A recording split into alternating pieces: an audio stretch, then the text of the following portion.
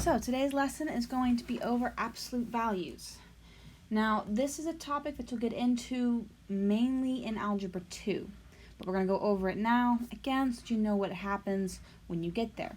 And before we get started, I do want to say something about the numbers. This is the day we're on. Okay? This is the lesson in the book.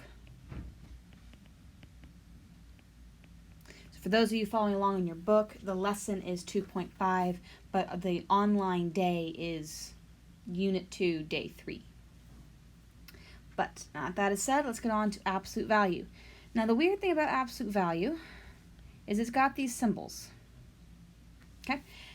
Now absolute value is the distance from 0. Primarily, the main thing you need to know is that it's the distance from 0. So when you're solving absolute value, you can actually get two different answers because there's a positive distance from 0 and a negative distance from 0. So whenever you're doing absolute values, make sure that you have two separate answers. Now, when you're solving absolute value, before you can solve anything, the absolute value symbol has to be by itself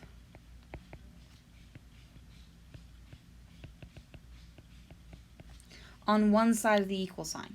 So in both of these examples, there is nothing in front, behind, or underneath the absolute value symbol, which means we're good to solve. But if ever there is anything either in front, behind, underneath, on top of, you're going to have to move that first before you can solve it all.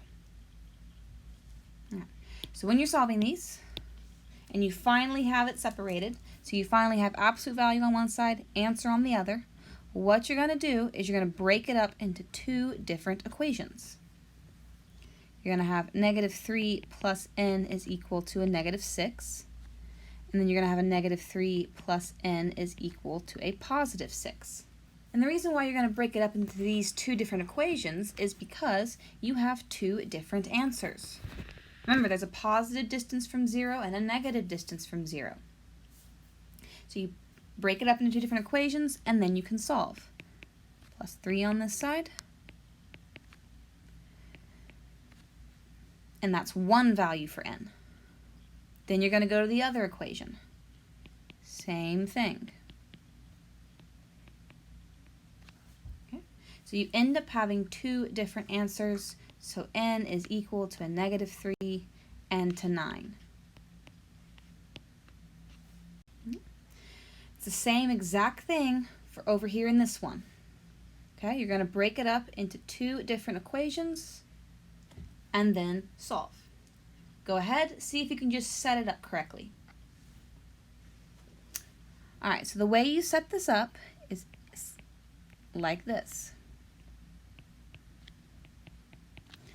Now I want you to notice, you probably noticed on the first one, but definitely on this one, notice two things. First off, once I rewrite, my absolute value symbols go away. They are no longer there because now that we're breaking it apart, we're solving for both of the answers. We don't need the absolute value symbol anymore. Secondly, your first rewrite is going to be the exact same thing as what's up on top. Okay, so I have a over 7 equals 1 equals 1. So the first one is the same. The second one, you are going to negate whatever is on the right side of the equal sign. So negate the other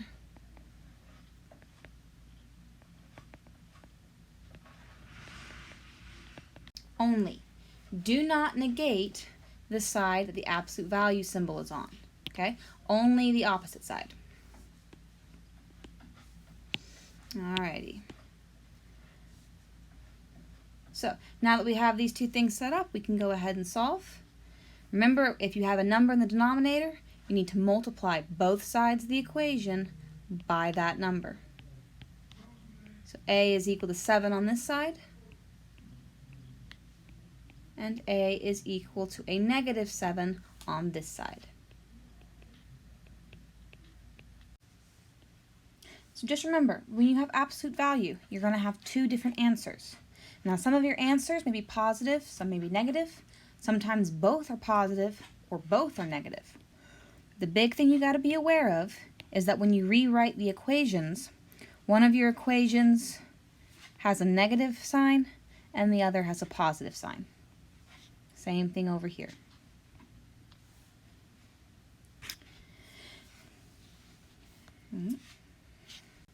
Now this is basically what I just said on the last slide, but if you were unable to get it when I was saying it, here it is all written out. Now the reason why you're going to have two different answers is because when you have an absolute value symbol, okay, this symbol means that anything that comes out of the symbol is going to be positive. Okay? That's because absolute value deals with distance from the center point. It doesn't necessarily care about positive and negative numbers. Think of this like you're driving a car. Okay, if you drive a car and you put it in drive and you go forward 10 miles, the mile counter on the car is going to say that you went 10 miles. It's not going to say whether you went forward 10 miles. And then if you went backwards 10 miles, it's still going to say you drove 10 miles. The mile counter doesn't care positive or negative, it only cares that you went 10 miles. Same thing with absolute value. The reason why there are two different cases is because you can have a positive number in the absolute value symbol, and it will be the exact same answer as if you had a negative number inside the absolute value symbol. So this is my car going forward. This is the car going backwards. However, if you remember from the last two problems we just did, we got positive answers and negative answers. Okay? The thing to remember there is that that was our variable being positive or being negative, not so much the absolute value symbol. Okay? So the other way we can represent our answers, we can either represent our answers as, an F is equal to a number and a number, or we can represent our answers by graphing the solution set. So when we solve, we're going to have our two separate situations. But before I break this up, I'm going to double check, is my absolute value symbol by itself? In this case, yes. There is nothing before it, after it, above it, beneath it. It is by itself equal to a number. So I'm going to rewrite it. F plus 5 is equal to 17. And F plus 5 is equal to a negative 17. And now we solve. So minus 5, F is equal to 12, plus, minus 5 again. F is equal to a negative 22. So F is equal to negative 22 and 12, which are both represented down here on the graph. So if ever you get a question that says graph the solution set, you're going to draw a number line and you're going to graph your 2 points.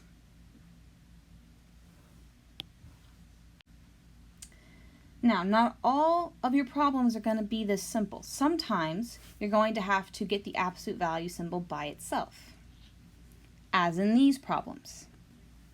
Okay? Notice that all of these absolute value symbols have something else on the same side. So in this problem, there's a 10. In this problem, there's actually two things. And in this problem, there's something underneath. Before you can solve, before you can split it up into its two different equations, you have to get the absolute value symbol by itself. Otherwise, it's just not going to work for you. So for this first one, I'm going to move the 10 away and move it to the other side. So this is being added to my absolute value symbol, so I'm going to subtract it. And now I have the absolute value of 2, negative 2 minus x is equal to 6. My absolute value symbol is now by itself. It is the only thing on that side of the equation. So now I can break it up into my two situations.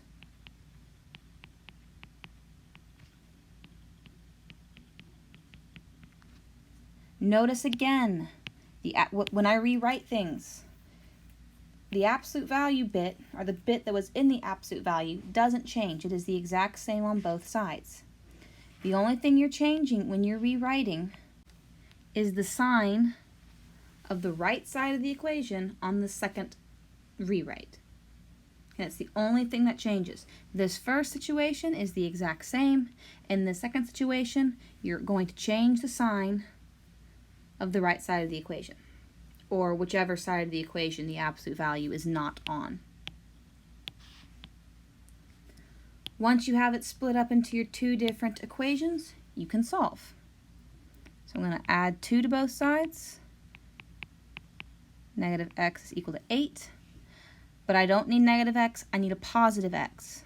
So I'm going to divide by a negative 1 from both sides. And x is equal to a negative 8. Now I'm going to solve my other one. Plus 2. Negative x is equal to a negative 4. Divide both sides by a negative 1. X is equal to a positive 4. So my answers, x is equal to a negative 8 and a positive 4. So what's going to happen next is the video is going to pause, and in that time you are going to set these next two equations up so that the absolute value symbol is all by itself on one side of the equation. Now, before we do that, I do want to point out one thing, and that's in this equation. Right here, this is 2 times the absolute value symbol. Okay. Absolute value symbols are not parentheses. What that means is you do not distribute the 2 into the absolute value symbol.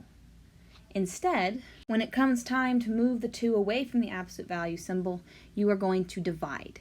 So you're going to divide by 2 to get it away and onto the other side.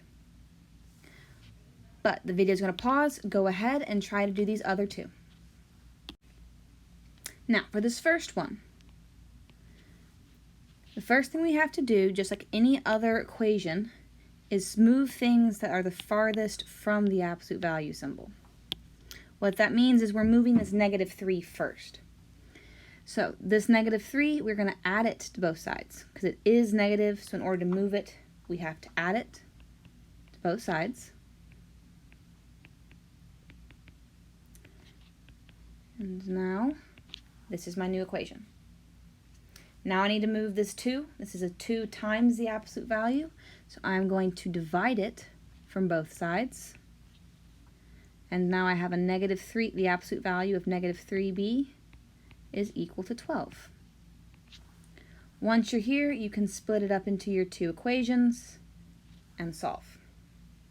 Now I'm going to move on to the next one. I'm going to let you try to solve and finish these 2 equations, and we'll go over the answers in a moment. But I mainly want to focus on how to set up the equation for you to break it up into your 2 scenarios. So in the second one, we have that the absolute value is being divided by a number. So in order to move the number, we have to do the opposite. So if it's being divided, we need to multiply. And you're going to multiply both sides by your denominator. These 2 will cancel out, and you're left with the absolute value of 4a is equal to 10. Now my absolute value symbol is all by itself, so I can split it up into my 2 equations. The video is going to pause again, see if you can finish these 2 equations and figure out what the answers are. And here are the answers. Don't forget, when you're dealing with fractions, make sure you simplify. If you give me the non-simplified answers, you're going to lose a little bit of points. Alright, last slide of the video. This is an example of a very common word problem for absolute values. Okay, so in real life, a lot of times you hear the phrase, oh, give or take. One scenario is, how much do those headphones cost? Oh, $100, give or take 10, depending on where you get them. Okay, that means you could get them for $90 or you could get them for $110. This word problem is talking about temperature. Temperature for a pet snake, actually. Now, There's probably a box or something or instructions when you get a pet snake that tells you, make sure you have the cage set to 80 degrees, give or take 5 degrees. This is absolute value because you need to find the hottest it can be and the coolest it can be. Now, this problem is solved using a number line. So 80 is in the middle because 80 is the average. It can be either 80 degrees, give or take 5. You can add 5 or take away 5. 85 is the hottest. When you add 5 to 80, this is the highest you can go, or else the poor snake is going to die of heat. Meanwhile, if you take away 5, this is the coolest it can go, or the coldest. So if ever you have a real world problem, this is kind of the language that will be used. The other thing I want you to notice here is this vocab of solution set. Now, whenever you have a problem, not just absolute value, but any problem that gives you two answers, the way you present your answers is in a solution set. That means with the lowest number up front, comma, bigger number, and with brackets. So if I were to back up and do A and give my answer for A in a solution set, the way I would do this is negative 5 over 2, comma, 5 over 2. This would be my solution set for what A is. If I wanted to do it for B, I would do negative 9, comma, 15, and I would put it in brackets. The brackets tell me and your grader, or whoever you're presenting your work to, that what you're giving them is a list of two numbers, or just a list of numbers. Okay? And an absolute value, that's what you have. You have two numbers that are your answer, so you put them in brackets to indicate that these are two separate numbers. These aren't points, these aren't anything else, they're just the two answers you could have. And this is the end of the video. As always, if you have any questions, make sure you ask them in class, and I'll see you next time.